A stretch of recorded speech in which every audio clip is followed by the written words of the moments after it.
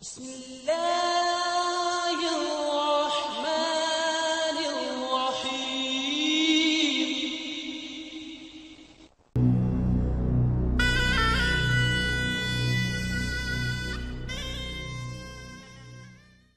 Extremism اور terrorism, یہ جو مائنڈ سیٹ ہم نے دیکھا ہے پچھلے 15-20 سال سے، جو ہم یہ چیزیں دیکھ رہے ہیں، یہ ایک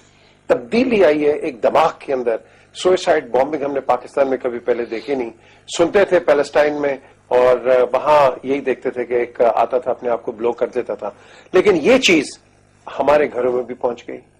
اور ہر جگہ ہم نے یہ دیکھا کہ ایک ٹارگٹ کلنگ شروع ہو گئی، ایک کلنگ ایٹ رینڈم شروع ہو گیا، کوئی پرواہ نہیں ہے، اور پھر ہم ساتھ ساتھ کہتے ہیں کہ ہم مسلمان ہیں اور امن پسند ہیں۔ تو وہ امن پسند کی کس کی ہم بات کرتے ہیں کہ جب ہم خود ایک دوسرے کو مارتے ہیں، اور جب ہم خود ایک دوسرے کو مارتے ہیں، یہاں مجھے ایک کلنگ یاد آتی ہے، not former but governor Salman Taseer کی جو کلنگ ہوئی ہے۔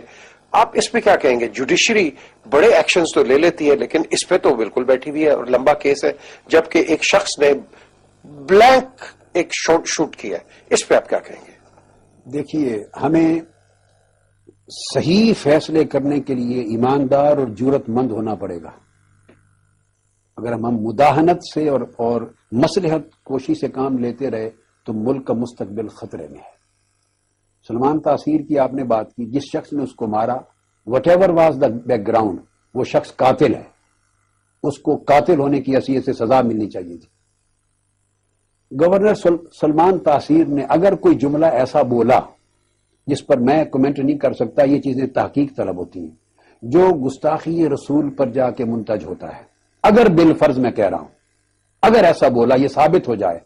ایون دین کسی ایک سویلین اور انڈیویجول کو قتل کرنے کی اجازت نہیں، اسلام اجازت نہیں دیتا۔ اگر وہ لا اپنے ہاتھ میں لے کے قتل کرے گا، وہ قاتل تصور کیا جائے گا، اس کی سزا موت ہے۔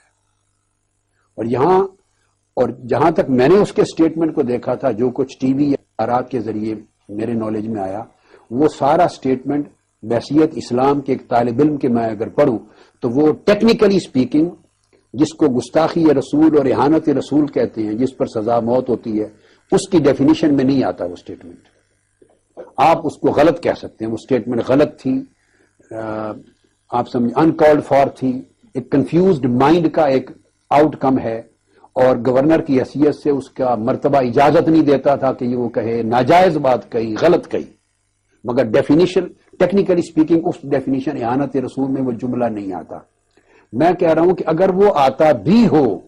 ایون دین یہ کورٹ آف لا کی ذمہ داری ہے کہ وہ ٹرائل کرے اور اپنی سزا بنتی ہے تو شہادتوں کے ساتھ دے، انڈیویجول کا رائٹ نہیں۔ مگر یہ ایسی صورت ہے کہ گویا ایک انتہا پسندی ایک پورا نفسیاتی مرض بن گیا ہے، جو ہماری پوری قوم کے اوپر بدقسمتی سے چھاتا چلا جا رہا ہے۔ اب جب ایسی سچویشن کریٹ ہوتی ہے تو ساری کی ساری قوم کے بے شمار لوگ، مذہبی عناصر، ایک اشتعال کی فضا کریٹ کر کے میدان میں آ جاتے ہیں۔ ایسی صورت میں اور یہ لا لیسنس ہے، اور میں اس میں گورنمنٹ کا فیلئر سمجھتا ہوں۔ ریسپانسبل فیڈرل پروونشل گورنمنٹس ہیں، کورٹس ہیں، انسٹیٹیوشنز کا فیلئر ہے۔ ہوتا یہ ہے میر صاحب، جب لا، گورنمنٹ، اسٹیٹ، انسٹیٹیوشنز جب ایکشن نہ لے رہے ہوں اور ان کا فیلئر ہو جائے، اور قانون رول آف لا نہ ہو، اور قانون محاسبہ نہ کر رہا ہو، تو لوگ قانون اپنے ہاتھ میں لے لیتے ہیں۔ یہ بالکل ایک جنرل فینومینا ہے۔ پاکستان اس وقت کیوس کی سچویشن اور ڈس آرڈر کی سچویشن میں ہے۔ ہم بدقسمتی سے ہوچ پوچ آف انڈیویجولز بن گئے ہیں۔ میں یہ ایک جملہ بولوں گا کہ قائد اعظم مرحوم رحمت اللہ علیہ کے زمانے میں، قیام پاکستان سے پہلے، انڈیا کے مسلمان ایک قوم تھے، ان کو ملک کی تلاش تھی۔ اب 60 سال کے بعد ملک موجود ہے، اور اس ملک کو قوم کی تلاش ہے۔ قوم ڈسپیئر ہو چکی ہے، قوم کے اندر قیادت نہیں ہے، انہیں یونیفائی کرنے کے لیے کوئی یونائٹنگ فورس نہیں ہے جو ان کو بائنڈ کرے، کامنیلٹیز ختم ہو گئی ہیں، کوئی ایک چیز ہم نے نہیں چھوڑی جس پر قوم کا اتفاق بن سکے۔ نظریہ پاکستان متنازع تھی، پاکستان کا قیام ہونا بھی چاہیے تھا یا نہیں، متنازع بھی، ہر چیز پر ڈیبیٹ ہو کے قوم کے ایک ایک فرد کے ذہن کو ہم نے ٹوٹلی منتشر کر دیا ہے، کنفیوز کر دیا ہے۔ اسلام پر اتنی ڈیبیٹس اس طریقے سے کرواتے ہیں، فریڈم آف ایکسپریشن کے نام پر، فریڈم آف تھاٹ کے نام پر۔ میں دیکھیے میں اسٹانچ بلیور اور پروموٹر ہوں فریڈم کا، فریڈم آف ایکسپریشن کا، فریڈم آف فیتھ کا، فریڈم آف پریکٹس کا، فریڈم آف تھاٹ کا، فریڈم آف آئیڈیا کا، لبرٹی کا، ورلڈ میں اس حد تک کہ شاید باقی مذہبی لوگ مجھ سے اختلاف کرتے ہیں، میں اتنا ایکسٹریم تک اس کے حق میں ہوں، مگر اس کے باوجود میں یہ کہہ رہا ہوں کہ جو فریڈم کا حشر ہم نے کر رکھا ہے اس سے صرف کنفیوژن کریٹ ہو رہا ہے، اللہ کے وجود پر کنفیوژن کریٹ کروا رہے ہیں، نبوت اور رسالت کی سگنیفیکنس پر کنفیوژن کریٹ ہو رہا ہے، قرآن و سنت کی اہمیت پر کنفیوژن کریٹ ہو رہا ہے، دین اور مذہب کے ریلیونس پر، اخلاق پر، اس طرح قتل و غارت گری پر یہ جائز ہے نہیں جائز، پوری قوم اس وقت کنفیوزڈ ہے۔ اور ذمہ داری ایسے حالات میں جہاں مذہبی اور دینی رہنماؤں کی ہوتی ہے وہ تو ہوتی ہی ہے، مگر صرف ان کی نہیں ہوتی، وہاں پولیٹیکل لیڈرشپ کی ذمہ داری ہے جن کے ہاتھ میں زمام کار ہوتا ہے۔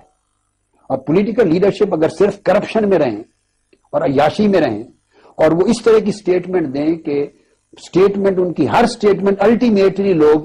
دیکھ اس نتیجے پر پہنچے کہ جو وہ کہیں وہ حقیقت میں نہیں ہے اور جو نہ کہیں وہ ہے، اگر اعتماد کا اتنا بڑا گیپ آ جائے اور مجرم کبھی پکڑے نہ جا سکیں،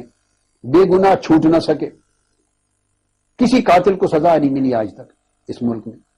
کوئی چور ڈاکو پکڑا نہیں جاتا، لیکن یہاں